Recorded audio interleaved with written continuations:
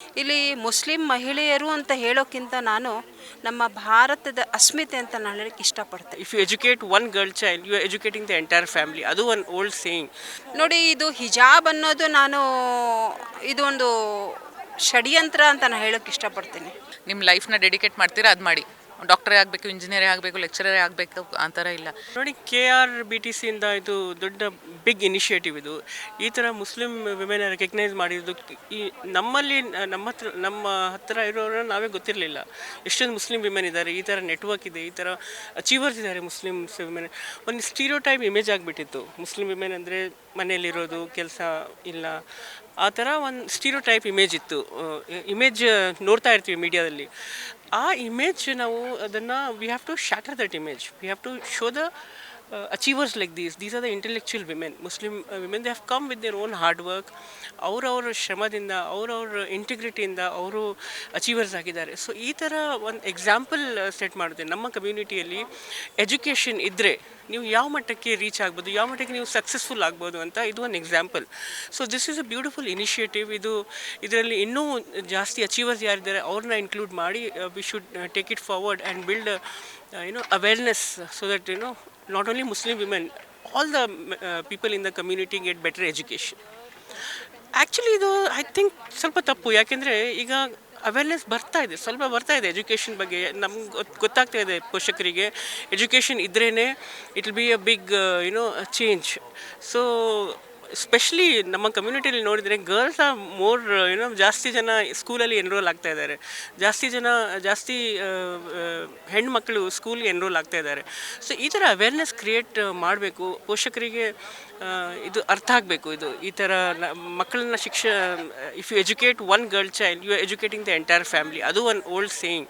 So ಈ ಥರ ಇದ್ದರೆ everybody will definitely come forward and get enrolment in the schools as such.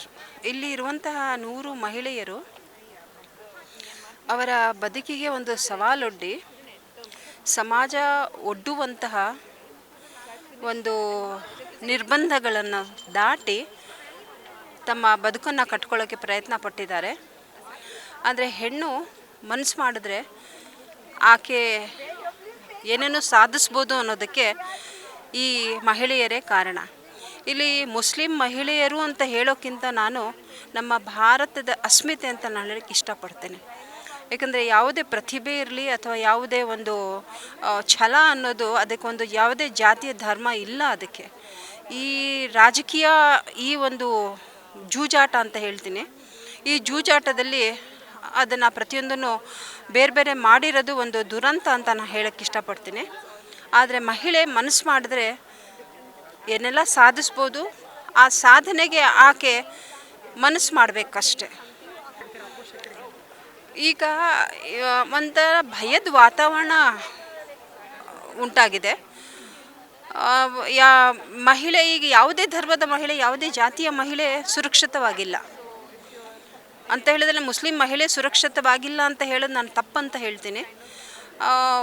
ಅದಕ್ಕೋಸ್ಕರ ಮಹಿಳೆ ಅದನ್ನು ಮೆಟ್ಟಬೇಕು, ಮೀರಬೇಕು. ನೋಡಿ, ಇದು ಹಿಜಾಬ್ ಅನ್ನೋದು ಇದು ಒಂದು ಷಡ್ಯಂತ್ರ ಅಂತ ನಾನು ಹೇಳೋಕ್ಕೆ ಇಷ್ಟಪಡ್ತೀನಿ. ಈಗ ಹಿಜಾಬು ಯಾರಿಗಿಲ್ಲ? ಹಿಜಾಬು ಗಂಡಸ್ರಿಗೆ ಹಿಜಾಬ್ ಇಲ್ವಾ? ಅವ್ರಿಗೂ ಸಹ ಹಿಜಾಬ್ ಇದೆ. ಆದರೆ ಮಹಿಳೆನ ತನ್ನ ನಿಯಂತ್ರಣದಲ್ಲಿಟ್ಟು ನಾನೇನೋ ಸಾಧಿಸ್ತೀನಿ ಅಂತ ಹಮ್ಮಿನಿಂದ ಬಿಮ್ಮಿನಿಂದ ಹೊರಟಿರುವಂಥ ಈ ಪುರುಷನಿಗೆ ಹಿಜಾಬು ಒಂದು ಅಸ್ತ್ರ ಆಗಿದೆ ವಿನಃ ಅದು ಹೆಣ್ಣಿಗೆ ತಡೆಯುವಂತಹ ಒಂದು ಯಾವುದೇ ಒಂದು ಬೇಡಿಯಲ್ಲ ಅಂತ ನಾನು ಭಾವಿಸ್ತೀನಿ. ಮುಸ್ಲಿಂ ಸಮುದಾಯ ಅಂದರೆ ಲೇಡೀಸ್ ಆಚೆ ಬರಲ್ಲ, ಓದಲ್ಲ, ಕೆಲಸ ಮಾಡಲ್ಲ ಅಂತ ಒಂದು ತಪ್ಪು ಭಾವನೆ ಉಂಟಾಗ್ಬಿಟ್ಟಿದೆ. ಸೊ ಇವತ್ತು ಈ ಪ್ರೋಗ್ರಾಮಿಂದ ಎಲ್ಲರಿಗೂ ಅದು ಆ ತಪ್ಪು ಭಾವನೆ ಹೋಗುತ್ತೆ ಅಂದ್ಕೊಂಡಿದ್ದೀನಿ. ಏಕೆಂದರೆ ನಮ್ಮ ಈ ಕಮ್ಯುನಿಟಿನಲ್ಲೂ ಎಲ್ಲ ಲೇಡೀಸು ಮುಂದೆ ಬಂದು ಓದ್ತಾರೆ, ತುಂಬ ಅಚೀವರ್ಸ್ ಇದ್ದಾರೆ. ಆ್ಯಂಡ್ ನಮ್ಮಲ್ಲಿ ಮೇನ್ ಪ್ರೀಚ್ ಮಾಡೋದೇ ಓದಬೇಕು, ಲೇಡೀಸ್ ಮುಂದೆ ಬರಬೇಕಂತ. ಸೊ ಆ ಕೆಟ್ಟಲ್ಲ ರಾಂಗ್ ಭಾವನೆ ಏನಿದೆ, ಬ್ಯಾಕ್ವರ್ಡು ಅದು ಹೋಗುತ್ತೆ. ಸೊ ಅದು ಒಂದು ಹೆಲ್ಪ್ ಆಗುತ್ತೆ, ಡೆಫಿನೆಟ್ಲಿ ಹೆಲ್ಪ್ ಆಗುತ್ತೆ. ನಾನು ಬ್ಯಾಂಗ್ಳೂರ್ ಮೆಡಿಕಲ್ ಕಾಲೇಜ್ನಲ್ಲೇ ಓದಿದ್ದು, ಅಲ್ಲೇ ಮೆರಿಟ್ನಲ್ಲೇ ಓದಿದ್ದು, ಅಲ್ಲೇ ನಾನು ಪೋಸ್ಟ್ ಗ್ರ್ಯಾಜುಯೇಷನ್ ಮಾಡಿದೆ, ಅಲ್ಲೇ KPSCಯಿಂದ ಸೆಲೆಕ್ಟ್ ಆದೆ, ಅಲ್ಲೇ ಈಗ ಪ್ರಿನ್ಸಿಪಲ್ ಆಗಿದ್ದೀನಿ. Definitely parents. ನಮ್ಮ ತಂದೆ ತಾಯಿ ನನಗೆ ನಿಂತಿರಲಿಲ್ಲ ಅಂದರೆ ಆಗ್ತಾ ಇರಲಿಲ್ಲ, ಸಾಧ್ಯನೇ ಇಲ್ಲ. ನಮ್ಮಮ್ಮನೂ ಟೀಚಿಂಗ್ ಪ್ರೊಫೆಷನ್ನಲ್ಲಿದ್ದರು, ನಮ್ಮಪ್ಪ HMTನಲ್ಲಿದ್ದರು. ಇಬ್ಬರು ಪ್ರೋತ್ಸಾಹಿಸಿದರೆ ಇದುವರೆಗೂ ಜೊತೆಗೆ ನಿಂತಿದ್ದಾರೆ ಅಂತ ನಾವು ಮುಂದೆ ಬಂದಿದ್ದೀವಿ. ಇಲ್ಲಿದ್ರೆ ಸಾಧ್ಯನೇ ಇಲ್ಲ.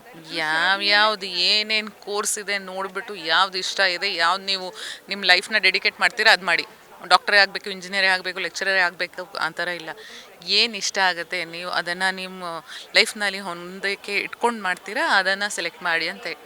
ನಮ್ಮ ಕಾರ್ಯಕ್ರಮಗಳನ್ನು ನೀವು ನೋಡ್ತಾ ಇದ್ರೆ ನಮ್ಮ ಚಾನೆಲ್ ಅನ್ನ ಸಬ್ಸ್ಕ್ರೈಬ್ ಮಾಡಿ, ಪಕ್ಕದ ಬೆಲ್ ಐಕಾನ್ ಒತ್ತಿ ನಮ್ಮನ್ನ ಬೆಂಬಲಿಸಿ. ಹಾಗೆ ನಮ್ಮ ಕಾರ್ಯಕ್ರಮಗಳನ್ನ ಲೈಕ್ ಮಾಡಿ, ಕಮೆಂಟ್ ಮಾಡಿ, ಅದನ್ನ ಬೇರೆಯವರಿಗೂ ವಾಟ್ಸ್ಆಪ್ ಮೂಲಕ ಶೇರ್ ಮಾಡಿ. ನೀವು ಹೀಗೆ ಮಾಡಿದಾಗ ನಮ್ಮ ಚಾನೆಲ್ ಇನ್ನಷ್ಟು ಮತ್ತಷ್ಟು ಜನರಿಗೆ ತಲುಪಲು ನೀವು ನಮ್ಮೊಂದಿಗೆ ಸಹಕರಿಸಿದ ಹಾಗಾಗುತ್ತೆ. ಇದು ನೀವು ಯಾವುದೇ ಖರ್ಚಿಲ್ಲದೆ ಕೆಲವೇ ಸೆಕೆಂಡುಗಳಲ್ಲಿ ನೀಡಬಹುದಾದ ಸಹಕಾರ. ಧನ್ಯವಾದಗಳು.